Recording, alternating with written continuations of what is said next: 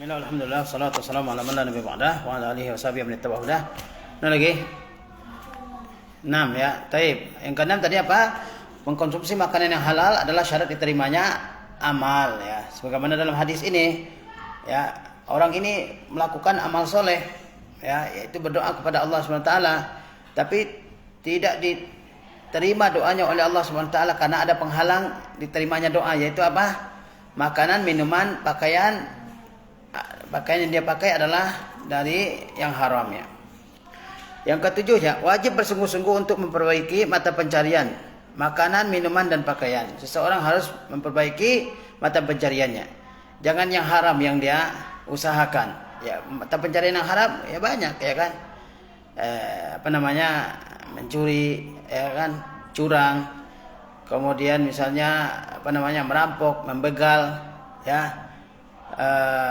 Pekerjaan-pekerjaan dusta ya. Seseorang harus memperbaiki ya usaha yang dia lakukan ya. Dia tidak boleh lakukan usaha yang diharamkan oleh Allah Subhanahu wa taala ya. Nah, begitu juga dengan makanan. Mati maksud maitah itu bukan, yaitu apa? Yang disembelih untuk selain Allah Subhanahu wa taala, enggak boleh dimakan itu. Atau yang tidak disebut nama Allah Subhanahu wa taala ketika menyembelihnya ya. Begitu juga dengan pakaian. Jangan dia memakai pakaian yang diperoleh dengan cara dia haram. Dia curi pakaian orang, dia pakai ya kan? Atau memakai pakaian orang tanpa izin, kan enggak boleh, ya kan? Atau memakai pakaian yang dilarang. Ada pakaian dia dilarang ya. Bagi laki-laki ada pakaian dilarang. Pakai sutra misalnya, enggak boleh bagi laki-laki. Sutra murni ya. Itu enggak boleh bagi laki-laki, itu pakaian perempuan. Ya. Nah, itu tidak dibolehkan. Jadi seseorang harus berupaya memperbaiki baik itu makanan, baik itu minumannya, baik itu pekerjaannya ataupun pakaiannya, sehingga doanya diterima oleh Allah Subhanahu wa taala.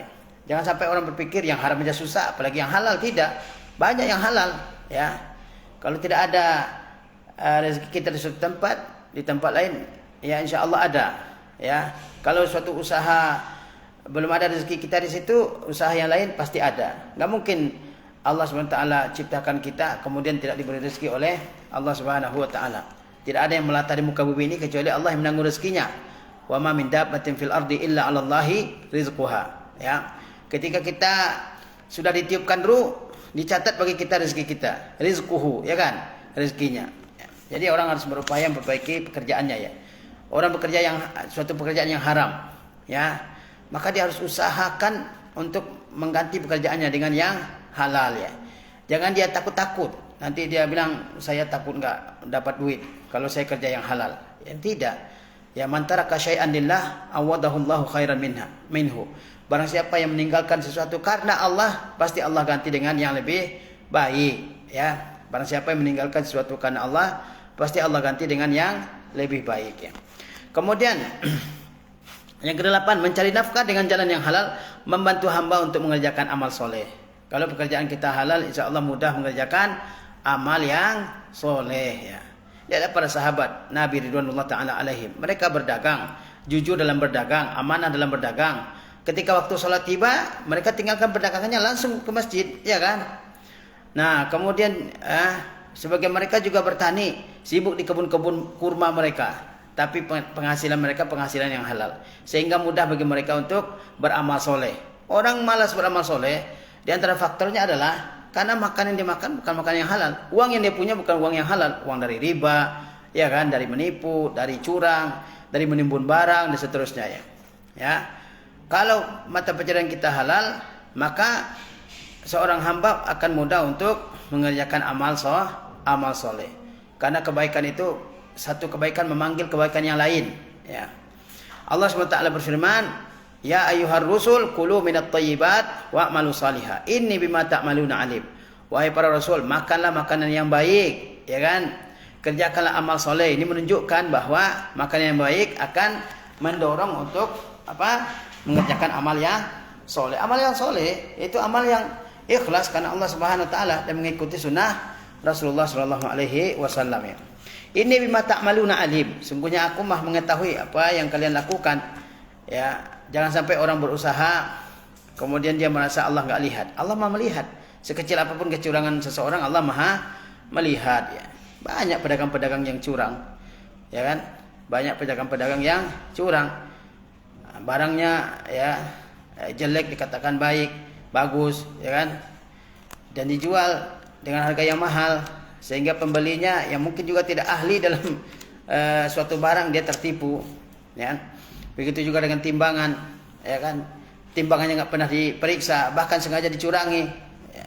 Kalau orang beli 1 kilo dapatnya 9 ons misalnya ya, banyak. Ya. Nah kemudian yang selanjutnya, wajib bagi setiap mukmin untuk merasakan nikmat Allah dan keutamaan yang diberikan kepadanya berupa rezeki, sehingga Allah SWT menyandarkan rezeki kepada dirinya. Lalu berfirman yang artinya, makanlah makanan yang berupa rezeki yang baik-baik yang kami berikan kepadamu ya. Kulu min thayyibati ma razaqnakum. Seorang mukmin ketika dia makan, ketika dia minum, ketika dia pakai pakaian, dia wajib menyadari itu semua karunia dari Allah Subhanahu wa taala. Itu semuanya adalah rezeki dari Allah Subhanahu wa taala. Betapa banyak orang-orang yang kelaparan, betapa banyak orang-orang yang kehausan, betapa banyak orang-orang yang enggak dapat pakaian untuk menutupi auratnya, ya kan? Ini kita diberi makanan, diberi minuman, diberi tempat tinggal, ya. Itu adalah nikmat Allah Subhanahu wa taala yang wajib untuk kita syukuri, ya. Untuk kita syukuri. Jangan sampai seorang merasa itu bukan nikmat, padahal itu nikmat Allah Subhanahu wa taala yang besar. Coba aja nikmat makan itu terasa besar artinya ketika kita nggak punya makanan, ketika kita lapar dan nggak ada makanan, di situ terasa sangat berarti makanan, ya kan? Begitu juga ketika kita kehausan. Kalau kita punya air terus menerus, itu kita nggak akan rasakan nikmat air. Coba kita sedang haus, panas, nggak ada air, terasa betapa bernilainya air. Ya. Begitu juga dengan pakaian. Pakaian kita nih. Coba kalau kita nggak punya pakaian atau pakaian kita udah usang semuanya, ya kan sudah mungkin kurang layak dipakai. Ya di situ terasa nikmat pakaian. Maka setiap nikmat ini harus kita syukuri. La in syakartum la azidannakum. Kalau kalian bersyukur, aku akan tambah. Ya nikmatku kata Allah SWT. Wala in kafartum inna azabi lasyadid. Kalau kalian kufur, azabku sangat pedih. Ya. Dan nikmat tersebut semuanya adalah rezeki dari Allah Subhanahu wa taala. Makanya Allah sandarkan rezeki itu kepada dirinya. Kata Allah Subhanahu wa taala, "Kulu min thayyibati ma razaqnakum." Makanlah makanan yang baik-baik yang telah kami berikan sebagai rezeki bagi kalian. Ini harus kita sadari ya. Allah Subhanahu wa taala memberikan karunia-Nya kepada kita makanan, minuman, pakaian, ya, rumah dan sebagainya. Itu adalah untuk disyukuri, bukan dikufuri. Selanjutnya, agar manusia makan dari yang baik-baik, maka ia harus mengetahui sumber-sumber rezeki yang halal, yang sangat banyak. Kalau kita mau makanan kita halal, kita juga harus mengetahui apa sumber-sumber pendapatan yang halal, ya kan? Dan sumber-sumber pendapatan yang halal itu banyak. Misalnya apa? Pertanian, az-ziraah. Ya, orang bertani, dia nanam padi, nanam sayur mayur, kemudian dia makan hasilnya, ya kan? Atau sebagian dia jual, ya. Sebagian dia sedekahkan ke orang lain misalnya. Itu pekerjaan yang halal. Dan Rasulullah SAW mendorong kita untuk menanam tanaman. Ya kan? Bahkan kata Rasulullah, seandainya kiamat segera terjadi, sementara di tangan kalian masih ada bibit kurma yang belum ditanam, tanam segera. Ya kan? Ini udah mau kiamat. Udah mau kiamat ya. Tapi ada biji benih kurma yang belum ditanam, tanam. Ya, sampai sebegitunya Rasulullah SAW mendorong kita untuk bertani. Kemudian perindustrian, as-sinaah, ya kan, memproduksi macam-macam, produksi kendaraan, produksi elektronik dan sebagainya. Itu pekerjaan yang halal, ya.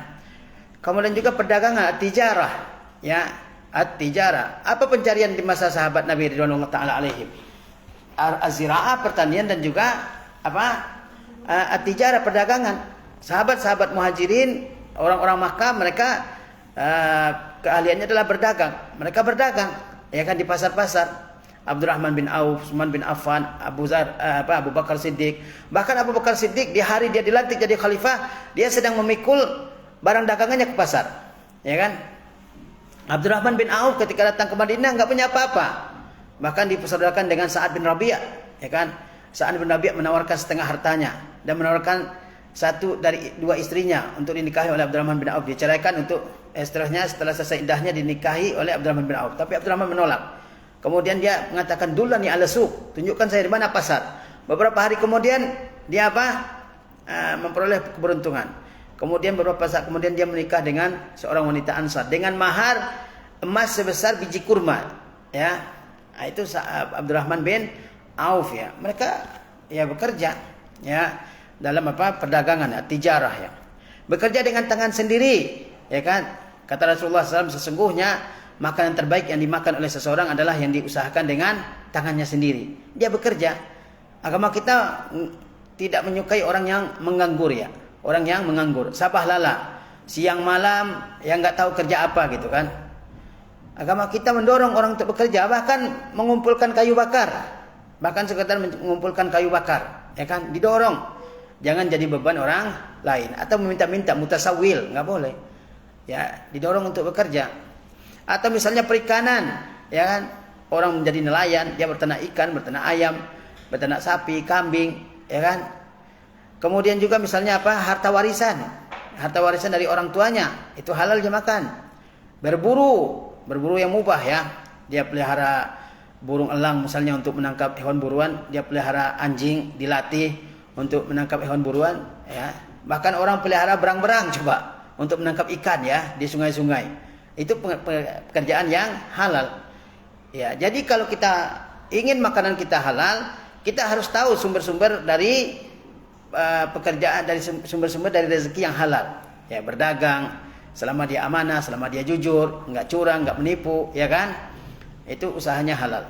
Jangan sampai dia mencurangi timbangan. Yang dalam Al-Quran Allah ingatkan ini. Kata Allah, wailul lil mutaffifin. Ya, kehancuran, kebinasaan atau neraka wail bagi mutaffif. Tahu mutaffif? Mutaffif itu orang curang dalam menimbang. Orang beli 1 kilo, dikurangi sedikit, ya kan? Itu namanya tatfif. Itu ya. Kemudian Allah sebutkan cirinya, allazina izaqtalu 'alan nasi yastawfun. Kalau dia beli, dia minta dilebihkan.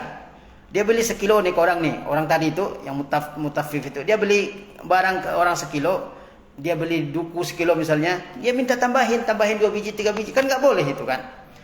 Ya, wa iza kaluhum awazanuhum yukhsirun. Tapi kalau dia menimbang, menakar untuk orang lain, dia kurangi orang. Kalau dia beli maunya lebih. Kalau dia yang menjual, dia kurangi. Itu mutaffif namanya. Itu dosa itu ya. Dosa. Enggak boleh. At-tajirul amin ma'a al-anbiya was-siddiqin wasyuhada was-salihin. Pedagang yang amanah berkumpul pada hari kiamat dengan nabi-nabi, dengan para siddiqin, para syuhada dan juga orang-orang yang soleh ya. Jadi supaya makanan kita halal, kita harus mengetahui bentuk-bentuk usaha yang halal, bentuk-bentuk yang usaha yang halal. Bertani, berdagang, ya, bercocok tanam, kemudian misalnya berburu atau misalnya membuka peternakan, ya kan, menjadi pegawai misalnya di suatu instansi, suatu lembaga, ya, menjadi dokter, menjadi insinyur dan berbagai macam pekerjaan yang halal lainnya, ya. Allah Ta'ala tidak akan menerima amalan kecuali yang baik, ya. Allah tidak menerima amalan kecuali yang baik. Kata Allah tadi apa? Innallaha tayyibun la yaqbalu illa thayyiba. Allah itu maha baik, tidak menerima kecuali yang baik, ya. Kemudian harus bersih, terhindar dari riya. Amal yang diterima oleh Allah adalah yang ikhlas. Tahu enggak mana ikhlas itu apa? Al-ikhlas dari kata khalis. Khalis itu benar-benar bersih, benar-benar murni.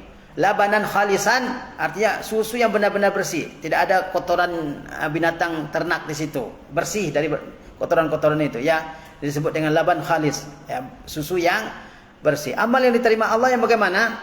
Yang bersih dari Yang bersih dari perusak-perusak amal, ya.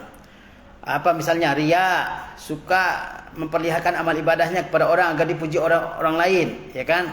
Yang disebut oleh Rasulullah dengan asyirkul asghar, syirik kecil. Ujub, ya, bangga dengan amalnya, ya. Dan lain-lain yang merupakan perusak amal. Jadi amal itu tidak diterima oleh Allah kecuali yang ikhlas. Innallaha la yaqbalu minal amal illa ma kana khalisan wabtughiya bihi wajhu. Allah tidak menerima amal kecuali yang bersih karena Allah SWT dan diniatkan untuk mencari keridhaan Allah Subhanahu wa taala. Kata Allah, "Faman kana yarju liqa'a rabbih walyamal amalan shalihan wa la yusyrik bi ibadati rabbih ahada." Barang siapa yang ingin, ya, bertemu Allah, falyamal amalan shalihan, maka hendaklah dia melakukan amal yang saleh, ya. Wala yusyrik bi ibadati rabbih ahada, tidak menyekutukan Allah dalam ibadahnya dengan apapun. Beramal dengan amalan soleh maksudnya adalah beramal sesuai dengan sunnah Rasulullah. Dan tidak menyekutukan Allah dalam ibadah maksudnya niatnya semata-mata karena Allah Subhanahu wa taala. Dan tidak dicampuri oleh riya, oleh ujub, oleh sum'ah, oleh hubbul madah, suka dipuji, ya kan? Nah, ini bahaya nih kalau orang. Makanya dalam agama kita dianjurkan untuk ikhfaul amal, merahasiakan amal, ya kan? Ada istilahnya khabiatul amal, yaitu amal saleh yang tersembunyi supaya lebih dekat kepada keikhlasan. Kalau orang lain nggak perlu tahu, nggak perlu diumumkan ya. Misalnya nih sedekah, ya kan? Nggak perlu diumumkan ya. Kalau memang nggak ada alasannya, ya udah kita sedekah aja, ya kan? Tilawah Al-Quran misalnya, paham? Nggak perlu dipakai toa sehingga orang semua dengar ya. Karena kalau begitu lebih mudah terkena riya ya. Bayangkan ya orang zaman dulu dia berpuasa 30 tahun, puasa sunnah 30 tahun, nggak ada yang kenal, cuma hatta istrinya nggak tahu gitu. Dia bekerja sebagai tukang tukang celup baju di pasar ya. Nah istrinya tiap pagi bawain dia bekal. Di jalan bekalnya itu dikasih ke orang fakir, sementara dia puasa. Malam harinya ketika dia pulang dia sudah beli makanan di pasar, ya kan? Sehingga istrinya menyangka dia nggak puasa, padahal dia selama 30 tahun puasa ya. Ada orang soleh zaman dulu yang beribadah, ya kan? Sampai orang yang paling dekat dengan dia tidak tahu istrinya, ya kan? Bahkan ada yang sedang tilawah Al-Quran, datang orang lain, dia tutup Qurannya supaya tidak terkena riya gitu ya, bukan diumumkan. Sekarang kan banyak mengumumkan ibadahnya ya. Lagi umrah, lagi sujud aja di tolong fotoin lagi sujud itu kan. Lagi umrah di depan Ka'bah nih, lagi umrah nih, alhamdulillah gitu kan. Semoga diterima Allah. Gimana? Bukan berarti kita menuduh dia riya ya, tapi itu lebih dekat kepada riya. Kita juga nggak bisa mengklaim hati orang kan. Cuma kalau bisa dirahasiakan jadi dirahasiakan. Kalau amal-amal yang nampak seperti sholat 5 waktu yang semua orang mengerjakannya, ya memang nggak bisa dirahasiakan. Puasa Ramadan misalnya, ya kan nggak bisa. Tapi yang berpotensi riya yang mana? Ya amal-amalan sunnah yang nggak semua orang bisa mengerjakan gitu kan. Sedekah 10 juta gitu kan, sedekah 50 juta yang orang nggak bisa. Itu potensi riyanya besar gitu kan. Padahal kalau riya nggak terima oleh Allah SWT, karena niatnya sudah bercabang-cabang. Bukan semata karena Allah, karena ingin dipuji, ingin dianggap orang kaya, ingin dimuliakan, ingin disanjung-sanjung, ingin dikatakan Pak Haji yang dermawan, ya kan? Allah SWT tidak menerima amal ibadah kecuali yang bersih karena Allah SWT, bebas dari riya, bebas dari ujub, dari sum'ah dan sebagainya. Allah tidak akan, yang ke-12, Allah tidak akan menerima harta kecuali yang baik dan halal. Kita sedekah boleh nggak dari hasil curi? Nggak boleh. Kita curi harta orang, kan koruptor misalnya, kita ambil hartanya kemudian kita sedekahkan ke orang lain yang lebih membutuhkan, nggak boleh ya. Harus harta yang halal dan baik ya. Nggak boleh itu mencuri harta orang terus disedekahkan ke orang lainnya, nggak boleh ya. Itu tidak diterima oleh Allah Subhanahu wa taala ya. Karena Allah tidak menerima amal ibadah maliyah, ibadah yang berkaitan dengan harta kecuali yang halal hartanya. Hal itu dikuatkan oleh Nabi SAW dalam sabdanya, salat tidak diterima tanpa bersuci, tidak pula sedekah dari gulul. Ya, kata Rasulullah SAW, salat tidak terima tanpa bersuci. Boleh nggak orang salat tanpa wudu? Dia berhadas, terus dia salat aja, sah nggak salatnya? Nggak salah. Syarat sah salat adalah baru wudu dalam keadaan suci kan. Begitu juga sedekah dari gulul. Sedekah dari gulul. Tahu gulul? Gulul itu adalah mengambil harta rampasan perang yang belum dibagi-bagikan oleh imamnya. Ya, orang berperang, rampasan perangnya banyak harta benda ya, entah itu kuda zaman dulu ya, pedang, baju besi, atau emas, atau perak, atau uang, atau apapun lah. Kemudian dia sembunyikan untuk dia sendiri sebelum imam pemimpin membagi-bagikannya. Itu namanya apa? Gulul ya. Itu dosa besar ya. Kata Allah SWT, wa makana li nabiyyin an yaghulla wa may yaghlul ya'ti bima ghalla yaumil qiyamah. Nabi tidak pernah berbuat gulul.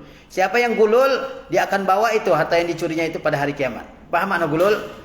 Misalnya orang gulul tadi, dia ambil ya rampasan perang yang belum dibagikan. Belum tentu kan, itu belum tentu jatah dia kan. Jatah orang lain kan. Kemudian disedekahkan ke orang lain. Sedekahnya diterima enggak? Enggak, karena yang disedekahkan belum tentu hak dia. ya malah dia curi kan. Nah, jadi kalau orang mencuri nggak boleh sedekahkan. Ya. Sebagaimana dikatakan dulu ada orang berjalan di belakang orang yang sedang bawa apel di keranjang di kepalanya. Dicuri satu dikasih ke orang fakir miskin di belakang. Ini ada orang bawa apel di kepalanya, ya kan sekeranjang besar. Kemudian ada orang di belakangnya, diambilnya apel itu satu, lalu dibagikan kepada fakir miskin yang jalan di belakang dia, ya kan? Ditegur oleh ulama itu, enggak boleh, ya. Sedekah enggak boleh sedekah begitu. Karena apel itu bukan punya kita. Malah dia mencuri ya. Nah, karena harta yang diterima oleh Allah kalau disedekahkan adalah harta yang halal. Kita peroleh dengan cara yang halal ya. Kemudian wajib menjauhi makanan yang haram. Wajib menjauhi makanan yang haram ya. Udah tahu kita haram, ya kita harus jauhi. Baik haram zatnya maupun haram cara memperolehnya. Ya kan? Haram zatnya udah tahu di situ ditulis itu mengandung lemak babi, ya jauhi. Kan sekarang banyak orang yang nggak mau tahu. Ya kan? Ya, bakso babi. Padahal kita orang Islam yang haram makan babi. Hurimat alaikumul maitatu waddam wa lahmul khinzir, ya kan? Wa ma uhilla li ghairillah bihi wal munkhaniqah wal mauquzah wal mutaraddiyah wan natiha wa ma akala sab'a. Ya. Udah tahu itu bakso babi, ya masih aja coba. Bahkan dengan bangganya kan ada kan. Enak ternyata ya, babi panggang itu, bipang, babi panggang kan. Padahal dia bahkan meledek gitu, menghina orang Islam ya. Pakai bismillah baca ketika mau makan daging babi gitu ya. Nah, ini orang yang benar-benar fasik ya, menampakkan kemaksiatannya. Kita ini nggak boleh memakan makanan yang diharamkan, dan pasti ada bahaya di balik makanan yang haram. Pasti ada bahaya ya. Jangan diprotes, ya kan? Masa nggak boleh makan babi? Padahal babi itu enak. Betapa banyak orang dapat penyakit dengan makan babi, cacing pita dalam tubuhnya dan sebagainya ya. Nah, apa contoh makanan yang haram? Kata Allah, huriman alaikumul maitah, bangkai. Apa tadi makna bangkai? Yang disembelih untuk selain Allah atau yang tidak disebut nama Allah ketika menyembelihnya. Bukan bangkai yang sudah membusuk, siapa yang memakan kan? Waddam, darah. Dalam ayat lain disebut daman masfuhan, darah yang ditumpahkan. Ini orang nyembelih hewan, nyembelih kambing, nyembelih sapi, nyembelih ya kan? Ditampung darahnya di baskom, kemudian dimasak, dimakan. Itu adalah haram dimakan itu. Paham ya? Lahmal khinzir, daging babi, bukannya dagingnya juga, lemaknya termasuk, tulangnya semuanya, supnya, ya. Wa ma uhilla li ghairillahi bih. Dan juga hewan yang tidak disebut nama Allah ketika menyembelihnya. Hewan yang diperuntukkan untuk tuhan-tuhan selain Allah itu haram, ya.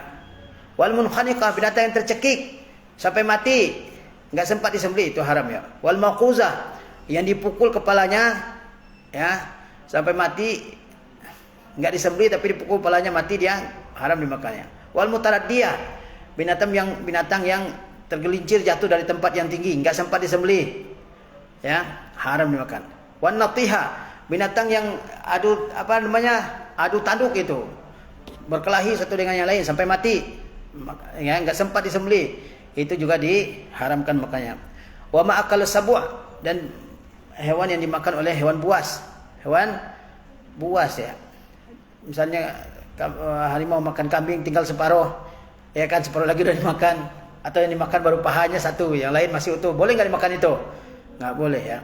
Illa ma zakaitum, kata Allah, kecuali yang kalian bisa sembelih. Ada hewan tergelincir dari tempat tinggi, misalnya dari tepi gunung, masih bergerak, masih bisa disembelih, itu halal dimakan ya.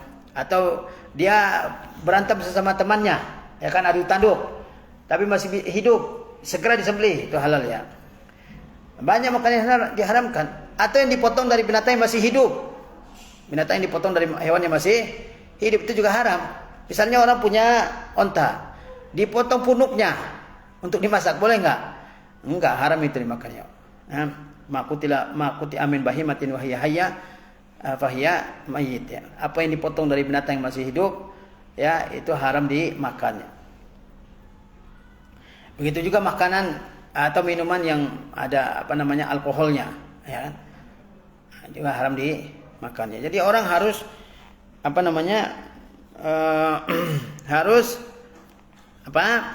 memperhatikan makanannya, jangan sampai memakan makanan yang haram. Atau yang kedua, bukan zatnya yang haram, tapi cara memperolehnya haram, cara memperolehnya yang haram ya. Apa tadi? Al-ghish, ya curang, ya kan? As-sarqah, mencuri. Kemudian misalnya ya kan korupsi, ya. Apalagi misalnya menggelapkan uang negara misalnya ya. Apalagi menjual khamar misalnya, prostitusi, ya, jual hewan anjing misalnya haram ya. Atau misalnya uang ini diperoleh oleh dukun, orang datang ke dukun ngasih uang supaya dibuatkan jampi-jampi atau jimat sebagainya, itu uang haram ya. Hulwanul kahin, mahrul bagi, yaitu uang dari hasil prostitusi, ya kan? Itu diharamkan. Ya. Kemudian makan harta haram akan mewariskan sifat untuk terus-menerus melakukannya.